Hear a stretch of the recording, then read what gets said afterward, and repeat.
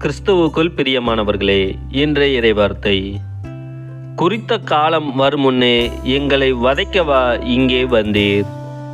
புனித மத்தேயு எழுதிய நற்செய்தி 8ஆம் அதிகாரம் 28 முதல் 34 முடிய உள்ள வசனங்கள். அக்காலத்தில் இயேசுவின் கலிலேயாவின் மறுகரையை அடைந்த கதர்நேர் வாழ்ந்த பகுதிக்கு வந்தபோது பேய் பிடித்த இருவர் கல்லறையிலிருந்து வெளியேறி அவருக்கு எதிரே வந்து கொண்டிருந்தனர். அவ்வழியே யாரும் போக முடியாத அளவுக்கு அவர்கள் மிகவும் கொடியவர்களாய் இருந்தார்கள்.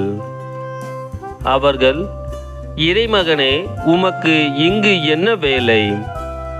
குறித்த காலம் வருமுன்னே எங்களை வதைக்கவா இங்கே வந்தீர் என்று கத்தினார்கள். அவர்களிடமிருந்து சற்று தொலையில் பன்றிகள் பெருங்கூட்டமாய் மேய்ந்து கொண்டிருந்தன.